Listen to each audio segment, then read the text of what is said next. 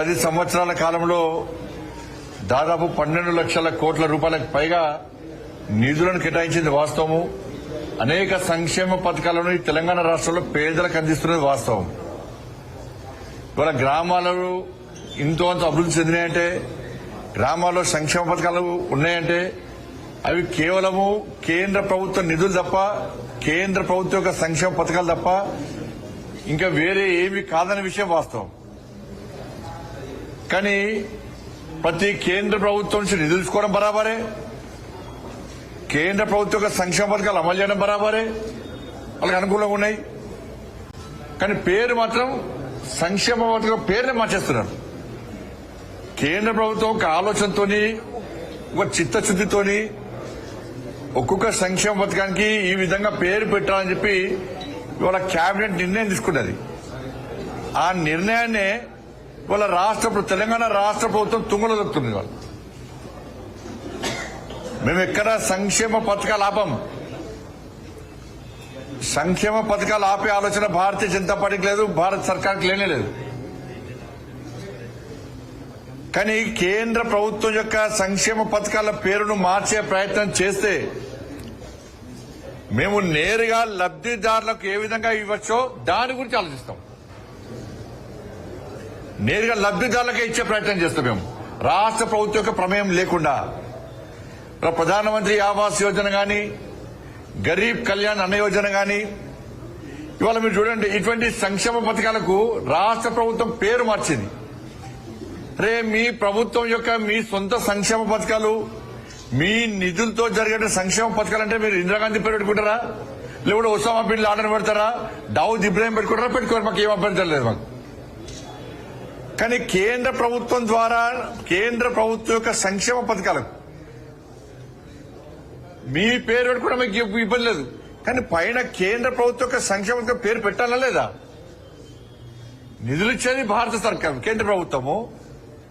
పేర్లు మార్చి ఫోజులు పెట్టుకుని సొమ్ముకొని సోకొక మీరు ప్రధానమంత్రి ఆవాస్ యోజన గాని, గరీబ్ కళ్యాణ్ అన్న యోజన గాని, వీటిని నేరుగా రాష్ట్ర ప్రభుత్వం ప్రమేయం లేకుండా లబ్దిదారులకే చెందే విధంగా ఇచ్చే విధంగా కేంద్ర ప్రభుత్వం ప్రయత్నం చేస్తుంది. ఆ విధంగా ఆలోచిస్తుంది. ఆ అవకాశం కల్పించేద్దని మేము కోరుతాను. నేను మీరు మేము కలిస్తేనే అభివృద్ధి. వాళ్ళ పేర్ల కోసం కొట్లాడి దానికి నష్టం వరకు మీకే నష్టం. పేద ప్రజలకు నష్టం జరిగించే ప్రయత్నం చేయము. జరగకుండా గట్టి కొట్లాడతాం మేము మీతోని. కానీ పేరు కోసం, ప్రఖ్యాతుల కోసం మీరు ప్రయత్నం చేస్తున్నారు. దీనివల్ల మీ వల్ల కాంగ్రెస్ పార్టీ యొక్క ఈ కుటిల యత్నాల వల్ల, కుటిల ఆలోచనల వల్ల తెలంగాణ రాష్ట్ర ప్రజలకు, పేదలకు అన్యాయం జరిగే ప్రమాదం ఏర్పడ్డది. కానీ మీరు మాత్రము పేదలకు ఎక్కడ అన్యాయం చేయం. మా సంక్షేమ పథకాలను, కేంద్ర ప్రభుత్వ సంక్షేమ పథకాలను నేరుగా ఇల్లు వాళ్ళకేస్తాం, డైరెక్ట్ ఇస్తాం. బియ్యం పప్పులు కూడా వాళ్ళకేస్తాం డైరెక్ట్. అరే రేషన్ కార్డు ఇచ్చేది కేంద్ర ప్రభుత్వము, బియ్యం ఇచ్చేది ఫ్రీ ఇచ్చేది మేము ఇస్తాము. ఇలా ఫోటో మీద పెట్టుకుంటారా? ఏమైంది? రేషన్ కార్డు మీద ప్రధానమంత్రి గరీబ్ కళ్యాణ్ అన్న యోజన పెడితే తప్పేముంది అంటున్నా నేను. మీకున్న ఇబ్బంది ఏంది? ఇవాళ ఇందిరమ్మ ఇల్లు అంటున్నారు, పైన ప్రధానమంత్రి ఆవాస్ యోజన అని పెడితే తప్పైంది, ఇబ్బంది మీకు వచ్చిన ఒప్పైంది. అంత ఇబ్బంది ఏంది మీకు? అంత పట్టిపోయింది మీకు? పేదలకు ఇల్లు ఇవ్వాలని ఆలోచన లేదు మీకు. పేరు కోసం పట్టింపు మీకు. కేంద్ర ప్రభుత్వం పేరు రావద్దు, ప్రధానమంత్రి గారి పేరు రావద్దు, దొబ్బిపోవాలన్నీ. దొబ్బిపోవడే, కానీ పేరు మాత్రం మీకు ఉండాలి, మాకు ఉండద్దు. కాబట్టి మళ్ళీ చెప్తున్నాను, పేద ప్రజల సంక్షేమ పథకాలు ఎక్కడ ఆపము, ఆపే ప్రసక్తి లేదు. పేదలకు ఎక్కడ అన్యాయం జరగనీయము. ఇటువంటి ఇండ్ల విషయంలో గాని, గరీబ్ కళ్యాణ్ అనే విషయంలో గాని నేరుగా రాష్ట్ర ప్రభుత్వం ప్రమేయం లేకుండా లబ్దిదారులకే చెందే విధంగా ఉండే అవకాశాలను చూస్తున్నాం మేము. అటువంటి అవకాశం మాకు ఇస్తే నష్టం మీకే, మీ ప్రభుత్వానికే నష్టము. మిమ్మల్ని ఎవ్వరు కూడా ప్రజలు మీ పథకాన్ని స్వాగతించారు. మీరు ఇచ్చే స్కీమ్ దిగి ఇంకా ఆరోగ్య గురించి మాట్లాడమంటే అవి పక్కకు పెట్టి మీరు 26 జనవరి రోజు నేను సంక్షేమ పథకాలు ఇస్తాన్నారు. కొండ నవి ఎలకలు కూడా పట్టలే మీరు. ఒక్క ఒక్క మండలంలో ఒక గ్రామం అట. ఏమన్నా పైలట్ ప్రాజెక్ట్ అది ఏమన్నా? మీరు ఏమన్నారు ఎలక్షన్ ముందు ఏమన్నారు? 2,500 రూపాయలు అందరికి ఇస్తాన్నారు. ఎంతమందికి ఇచ్చారు? సరే నిన్న మీరు చెప్పింది రేషన్ కార్డులు లబ్ధిదారులు అందరికి ఇస్తున్నారు అంటే ఒక మండలంలో ఒక గ్రామంలోనే లబ్ధిదారులారా అర్హులున్నారా?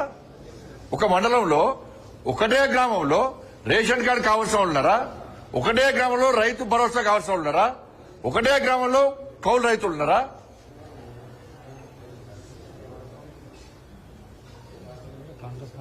ఇదేం ఇది ఇక్కడ పద్ధతి అంటే ఆ మండలంలో మిగతా గ్రామాలందరూ ప్రజలు ఓట్లు వేయలేదు మీకు? ఒకటే గ్రామంలో ఓట్లు ఇచ్చినా మీకు? కానీ ఇచ్చే యోచనలో ప్రభుత్వం లేదు. ఇద్దామన్నా ప్రభుత్వం దగ్గర పైసలు లేవు. ఉన్న పైసలు కాబట్టి ఢిల్లీలో కప్పం కడుతున్నారు, పొట్టు దోసుకుంటున్నారు. ఇది పెద్ద 14% సర్కార్. మళ్ళీ చెప్తున్నది కుటుంబ సభ్యులను కూడా ఈ అవినీతిలో ఇన్వాల్వ్ చేస్తున్నారు.